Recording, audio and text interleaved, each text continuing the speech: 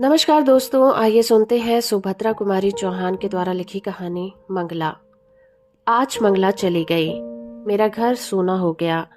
ठीक उसी तरह जैसे बच्चों के उड़ जाने के बाद पक्षी का घोंसला सूना हो जाता है।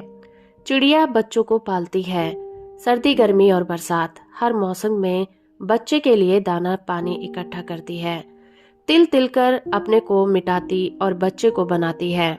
बच्चों के पर फूटते हैं और बच्चों की उन्नति में खुश होती है। उन्हें उड़ना सिखाती है। परंतु जो ही डैने मजबूत होते हैं, बच्चे माँ का सहारा छोड़कर घोंसले से उड़कर कुछ दूर अकेले ही उड़ते हैं। इस डाल से उस डाल पर, इस पेड़ से उस पेड़ पर, और इस प्रकार एक दिन उड़ते उड़ते बच्चे उड़ जाते हैं। कहाँ कौन बताए। सोने घोंसले में चिड़िया कैसे रहे। घोंसले में एक एक तिनके में बच्चों की याद समाई रहती है, जो एक दिन चिड़िया को घोंसला छोड़ देने के लिए मजबूर कर देती है।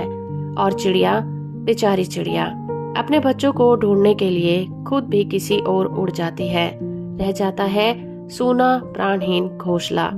उसे बच्चों के साथ साथ चिड़िया की भी याद आती है और प्रतीक्षा करते करते कभी किसी हवा के झोंके से समझौता कर तिनके तिनके अलग होकर अलग अलग दिशा में वह भी अपनी चिड़िया और अपने बच्चों की खोज में उड़ जाता है।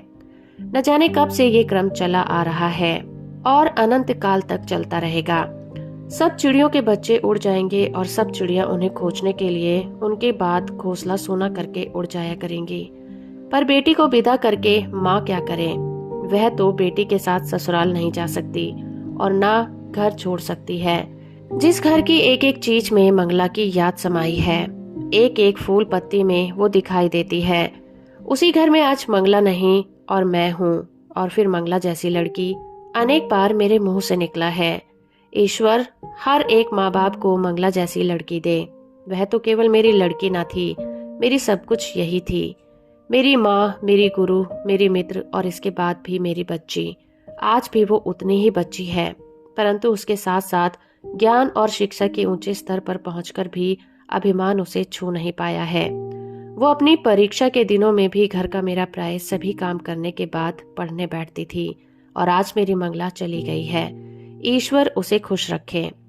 मुझे ऐसा लगता है और बार बार मन में एक तूफान सा उठता है कि यह जो मंगला का बिछोह मुझे इतना खल रहा है तो क्यों। इस बिछोह का सृजन तो मैंने अपने ही हाथों से किया है। मंगला तो विवाह की इच्छुक ना थी। वो बार बार मुझसे यही कहती रही, अपनी गोद से तुम मुझे अलग न करो अम्मा। तुमने मुझे पढ़ा लिखा कर इतनी बड़ी बनाया है। तुमने अभी तक मेरे लिए कष्ट उठाया है। अब अपनी सेवा करने का अवसर दो। और मैं मंगला के विवाह के लिए बड़ी उत्सुक थी। मेरी बेटी को योग्य साथी के साथ विवाह करके निश्चिंत होना चाहती थी। उस दिन जब बीए का रिजल्ट निकला और मंगला पास हो गई, अच्छे डिवीजन और अच्छे नंबरों के साथ, तो मुझे कितनी प्रसन्नता हुई। मंगला एक मजदूरनी की बेटी स्वयं भी अपनी माँ के साथ मजदूरनी की तरह काम करने में कभी संकोच न करती थी। फर्स्ट डिवीजन लेकर पास हुई। मैंने उसी खुशी में एक दिन मंगला से कहा, बेटी अब तुम भी बीए पास हो गई हो। अब मैं तुम्हारी शादी तय करना चाहती हूँ। कोई योग्य साथी तुम्हारे लिए खोज सकी तो मैं बिल्कुल निश्चिंत हो जाऊं। संतान के प्रति माँ बाप की जो जिम्मेदारी होती है वो पूरी हो जावे। उस दिन मंगला ने इस बात को मजाक समझा, किंतु इस चर्चा को गंभीर होते देखकर वो मुझसे बोली, अम्मा तुम मेरे लिए विवाह की चिंता मत करो। मैं विवाह नहीं करना चाहती। यह तो जरूरी नहीं है कि सभी लड़कियां शादी करें। मैं तो तुम्हारे साथ ही रहकर तुम्हारी सेवा करना चाहती हूँ। अभी तक तुमने मेरे लिए कष्ट उठाया है, अब मैं तुम्हारे लिए कुछ करूँगी। तुम्हें आराम से रखूंगी। जब मैं कुछ करने धरने के लायक हुई तब मैं विवाह करके कहीं चली जाना नहीं चाहती हूँ। एक माँ अपने बच्चे से इससे अधिक क्या उम्मीद करना चाहती है। सच, मेरा मातृत्व सफल हो गया। मैं एक योग्य संतान की माँ हूँ। इससे मुझे बड़ा संतोष मिला। इस बेटी से अलग होकर मुझसे भी न रहा जाएगा, यह मैं जानती थी। पर इसी बीच सुदर्शन से भी कई बार मिल चुकी थी। सच तो यह है कि मैं सुदर्शन को भी प्यार करने लगी थी। सुदर्शन मेरी मंगला के लिए जितना अच्छा साथी बन सकेगा, उतना अच्छा लड़का शायद ही मैं कहीं खोज सकूं। इसलिए चाहती थी मंगला यह विवाह स्वीकार कर ले। मैंने मंगला से कहा, बेटी मेरा विश्वास है कि शादी तो तुम्हें करनी चाहिए। मैं सदा जीती न रहूंगी और तुम्हें तब तक एक साथी का अभाव खटकेगा। और सच तो ये है बेटी कि मैं तुम्हें यहाँ ब्याहने जा रही हूँ, वहाँ तुम पर कोई बंधन न रहेगा। तुम जब चाहोगी तभी मेरे पास आ सकोगी। यहाँ रहना या ससुराल जाना तुम्हारी इच्छा पर रहेगा। बेटी ने लापरवाही से हंसकर जवाब दिया था, यह सब अम्मा विवाह से पहले की बातें हैं। विवाह के बाद पुरुष पत्नी को अपनी संपत्ति समझने लगता है। पति चाहे कितना पढ़ा लिखा विद्वान हो, पब्लिक प्लेटफॉर्म पर खड़ा होकर स्त्री को सम्मान, अधिकार और स्वतंत्रता देने के विषय में चाहे जितनी लंबी लंबी सपीचे झाड़े, पर घर के अंदर पैर रखते ही पुरुष पुरुष हो जाता है। स्त्री यदि उसकी इच्छाओं को अपनी इच्छा न बना ले, उसके इशारे पर आंख नाक कान बंद करके ना चले तो खैर नहीं। पास पड़ोस के घरों में, इन शिक्षित परिवारों में भी जो कुछ होता है वो जानती हो। ये सच जानबूझकर भी तुम क्यों चाहती हो माँ कि मैं विवाह कर लूं? फिर तुम मेरे स्वभाव को भी जानती हो। मैं किसी के इशारे पर आंख कान बंद करके नहीं चल सकती। मैं किसी की इच्छा को अपनी इच्छा नहीं बना सकती। और सच बात यह है कि तुम्हें छोड़कर मुझसे कहीं जाया ना जाएगा। तुम जिसके साथ मुझे ब्याह होगी वो मुझे अपने साथ जरूर ले जाना चाहेगा, अभी चाहे कुछ भी कहे। मैंने कहा, यह मैं समझती हूँ बेटी, पर सुदर्शन ऐसा नहीं है। वो बहुत ही भला और नेक लड़का है। उसने मुझसे वादा किया है कि वो तुम्हारी इच्छा पर कभी अपनी इच्छाओं को नहीं ला देगा। मंगला कुछ गंभीर होकर बोली, जो तुम चाहो माँ वह करो। मैंने सदा तुम्हारी बात मानी है, उसी तरह तुम्हारी इस बात को भी मान लूंगी, परंतु मैं खुद तो शादी नहीं करना चाहती। और मंगला चली गई मेरे लिए एक प्याला चाय तैयार करने।